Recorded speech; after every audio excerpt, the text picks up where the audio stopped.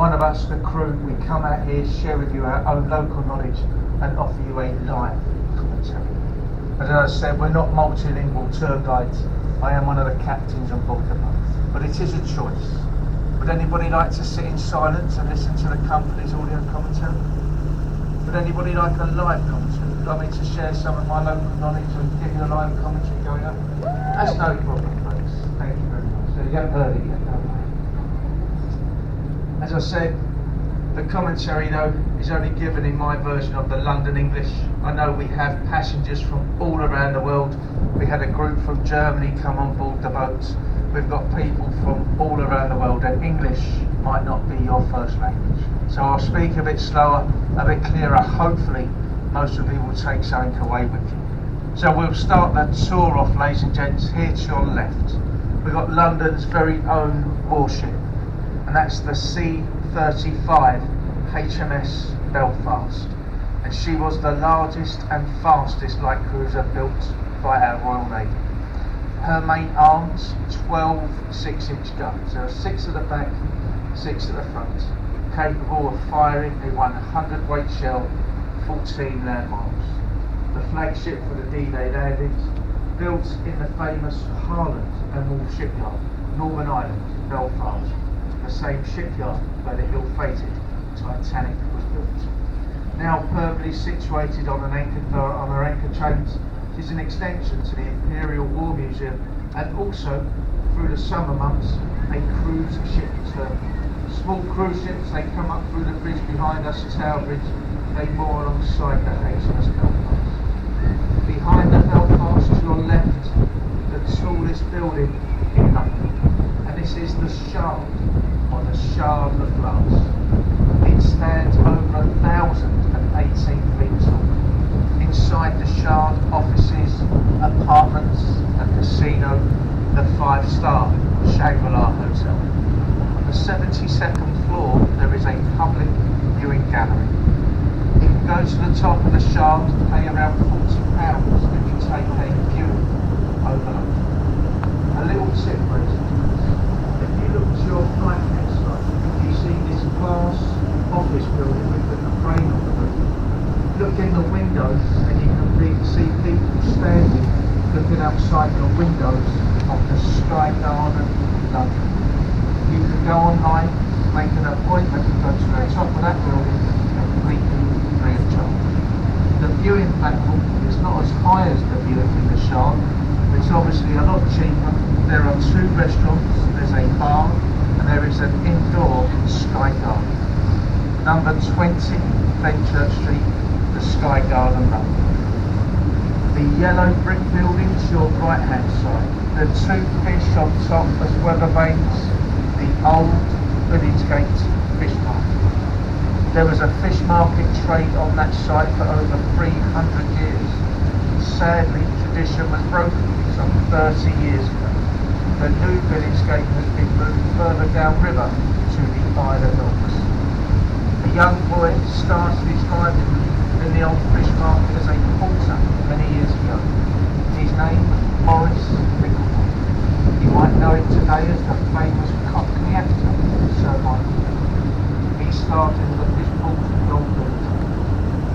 Still to your right, between the buildings, coming into view a small stone column, golden ball of plate, the monument to the Great Fire of London of 1666. Said to resemble a candle, it was a candle that started the fire in the Royal Bakery in Liverpool. And this bridge, ladies and gents, the first bridge we're going to go beneath.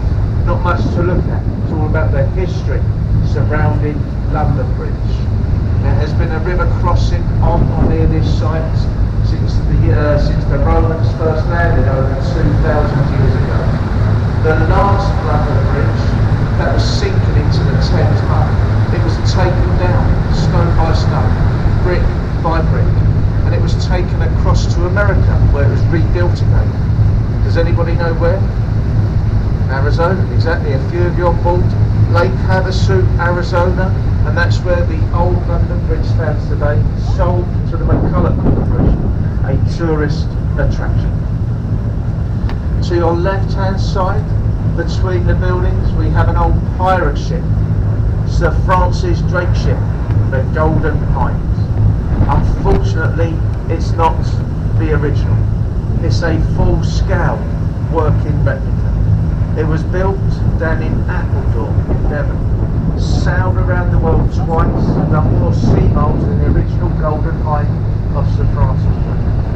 Sir Francis Drake, the very first Englishman to circumnavigate the world. Back in 1577, took him over 3 years, where he robbed the Spanish armadas of all their gold and silver, brought it back to Deptford near Greenwich. But to your left, Southwark, the area during the Elizabethan times was known as the Stews of London.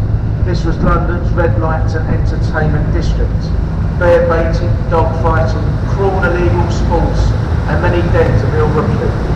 Look here to your left, the building with the red window frames, the gold writing, the Anchor. That's an old public house, one of those dens. It's still here today. It's over 400 years old. Dates back to 1615.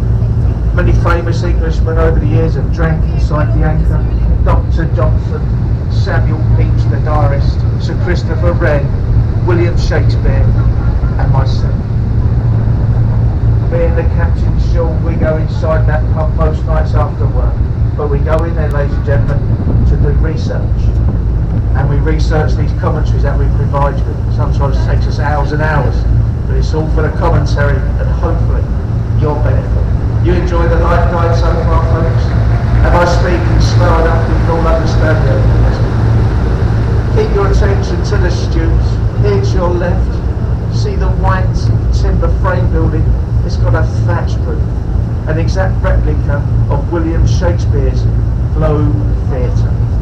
The Globe Theatre was the brainchild of a gentleman called Sam Wanamaker. He was an American film producer and director. Sadly, he passed away before the building was ever completed. It took him over 20 years to get permission for that building to stand there. The only one in London made out of the traditional materials of wood and thatch since the Great Fire. The government, they outlaw those materials. The bridge ahead of us, the Millennium Footbridge. This is better known to Londoners as the River Wobbly Bridge. On its opening day, as people rushed across the bridge, it started to sway from side to side.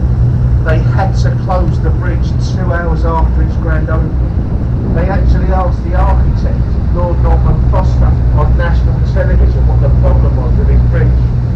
I quote, he said, "There's nothing wrong with my bridge, it's the way Londoners walk." And that is a true story. They wasn't waving at people on the opening day, holding on for dear life. Follow the bridge, ladies and gents, to your right. The golden cross, the grey dome of St. Paul's Cathedral.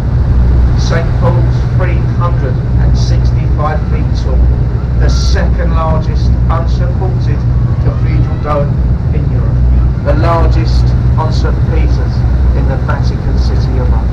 Took some 35 years to construct, completed in 1710, and the architect Sir Christopher Wren is buried from inside the crypt of the building. Monday to Saturday, it will cost you around £30 to go inside that building. A little tip, ladies and gentlemen. If you go there on a Sunday morning at 9:30, you can go in that building completely free of charge. It's a church. They will hold a service. You can go and sit and listen to the service completely free. Well, I say it's free. It's a church, and they will get you at something. There's a gentleman. He walks around with a silver collection tray, asking for donations, as they do in many churches. But they prefer the silent donation, a £5, £10 or £20 note, an old tradition here in London. The bridges, the Blackfriars River bridges. The first one, a railway bridge. The station is on top of the bridge, the entire width of the River Thames. All that remains of the second bridge are red columns. The very first railway crossing on the River Thames, designed by Isambard Kingdom Brunel. The top of the bridge became too unsafe for modern day trains. They will not remove the columns for fear of this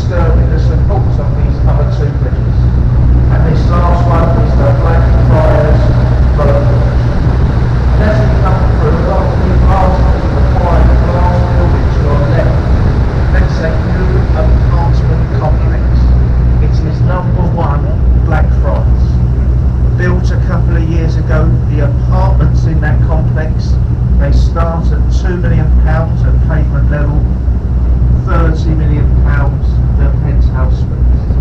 My apartment's right in the middle.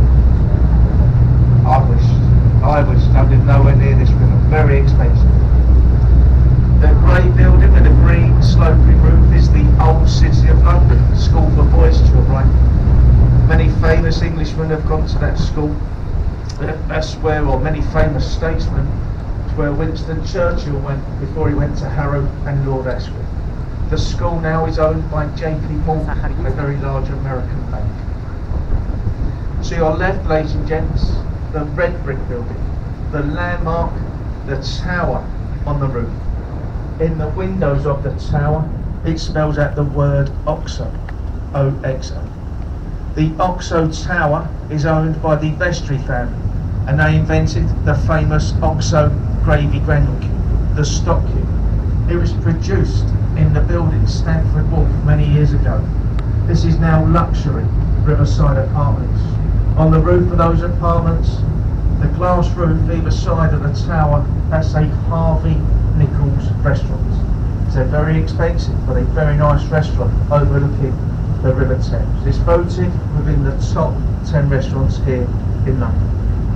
And we're about to leave London, ladies and gentlemen, or very shortly. The City of London is here to your right hand side. Now the City of London starts at the Tower Bridge where we started our journey, and it ends at the Temple Arch. Follow the River Wall along a stone archway on the embankment with the facing on Father Thames on the left.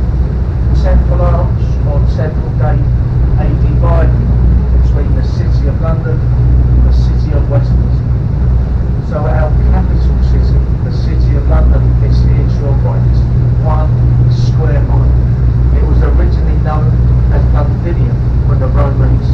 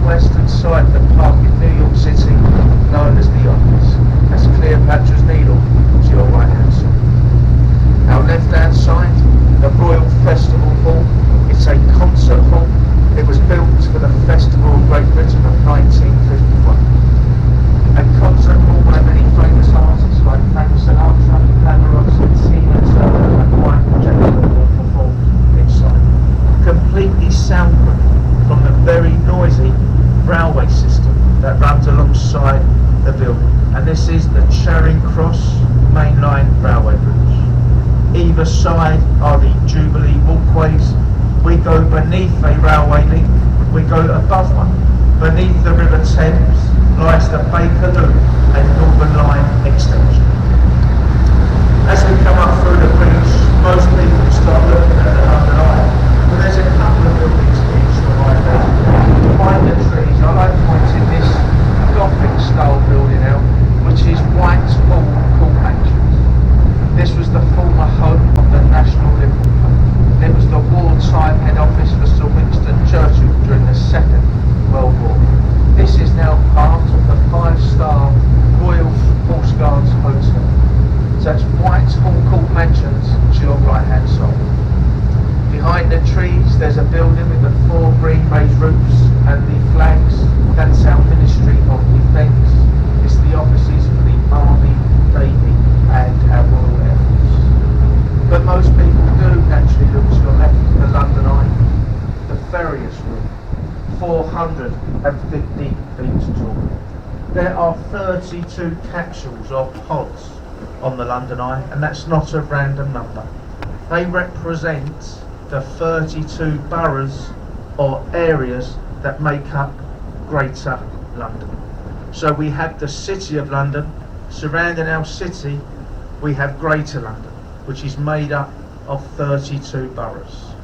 When you are 450 feet right at the very top on a clear day, you should see all 32 boroughs from the London Eye. And that's why they named it the London Eye. And it was built directly to your left on barges and pontoons, raised in the year 2000, London's most visited tourist attraction. Behind the London Eye, a lovely old building, the old County Hall for London, and that used to be the offices for the GLC, the Greater London Council, and they used to look after all the 32 boroughs of Greater London. And they was disbanded by an Act of Parliament back in the late 1980s. Inside the building today is where you will find a very nice Marriott hotel, Shrek's Adventure, a Namco arcade, Sea Life, the London Aquarium, all inside that one building to our left. You can see where we're going. Ahead of us, Westminster Bridge. Ahead of us, to your right, ladies and gents, the yellow sandy colour building is the Palace of Westminster. Now this is a palace, it's owned by the Crown. We refer to this building more commonly known as the Houses of Parliament, and that's the seat to our British government. There are 2 main towers on the Parliament building. In the distance, the square tower flying the Union flag, that's called the Victoria Tower. It was named after Queen Victoria, who opened the building back in 1852. The smaller tower with the clock face, most of us will recognise it and call it Big Ben. But this tower is the Elizabeth Tower, once known as the St Stephen's Clock and Tower. Renamed back in 2012 to the Elizabeth Tower, that's after our late Queen's Diamond Jubilee. So Big Ben. Big Ben, the nickname of the 13.5-ton bell housed within inside the tower. It's the bell that chimes the hour and the hour only. Named after Sir Benjamin Hall. Sir Benjamin Hall was the commissioner at the time, the man in charge of the works for the tower. So we all refer to the tower as Big Ben. You can't see Big Ben, you only ever hear it. And that's the name of the bell, 13.5 tons, named after Sir Benjamin Hall. One of London's best kept secrets, one of London's most hidden facts, is that Benjamin, that wasn't the gentleman's first name. That was, in fact, his middle name. His first name was actually Richard. But they thought it a little bit inappropriate to call that bell Big Rich. Now I'm glad some of you are on my wavelength and you got that joke. If you didn't get that joke, it was a joke. If you didn't get it, just ask me when you leave the boat. Whatever you do, folks, don't Google it, you'll get in trouble. We're going to be making our way alongside the pier, ladies and gents. A little bit of safety, journey information. Safety first, folks. Got to just ask you just to return to your seats. Remain seated until we're safely alongside them. Sometimes the boats, they will take a slight bump as we go alongside. Wouldn't want anyone falling over. Journey information. Boats are returning every 30 to 40 minutes. Your last boat away from Westminster this evening, 7:20. A lot of time to have a walk around, taking many of the attractions around the area itself. If you're leaving us, just have a little look around to make sure you have all your personal belongings with you, ladies and gents. Don't spoil your afternoon by leaving any personal belongings on board the boat. I see quite a few of you with the big bus tickets. Big buses connect underneath the trees on the main road to your right hand side, okay? If you have a return ticket, once again, returning boats every 30 to 40 minutes throughout the day. Your last boat this evening, 7:20. Lastly, ladies and gents, a little bit of information about the guide commentary. As I said, and no doubt many of you might have worked out by now, I am not a professional tour guide. I am one of the captains on board the boat. It is us, the crews. We put these commentaries together in the hope of making your journey a little bit more interesting, hopefully a little bit more enjoyable, rather than you sitting there taking a complete mystery tour. We've never been trained to do the commentaries. It's an old tradition. And with that in mind, we still have a very old tradition on board these boats. And that is, folks, if you've understood, if you've enjoyed my commentary, and if you would like to show any appreciation for my Photoshop guide, you can do so when leaving the boats. We leave a silver champagne ice bucket at the exit gate, and that's the boat's little tip bucket. Feel free to place whatever you like into our bucket. We're a great fan of the silent donation like St. Paul's, but whatever you put into our bucket is greatly appreciated by us, the crew. And if you are wondering what happens to the contents, the tips that we might receive in the bucket, well, they do not go to waste, ladies and gents. They go towards the very extensive research that myself and Captain Sean will be carrying out when we finish work tonight. See, we'd love to go home to our loved ones, but we must do the research to hopefully keep you enjoying these riverboat cruises on the Thames. Whatever the outcome, thank you very much for your kind attention. I hope you've enjoyed the trip up here to Westminster. My name is Lee. Your captain today's been Sean, and this is the Millennium Diamond. Take care, folks. All the best. Have a lovely time here in London. Thank you.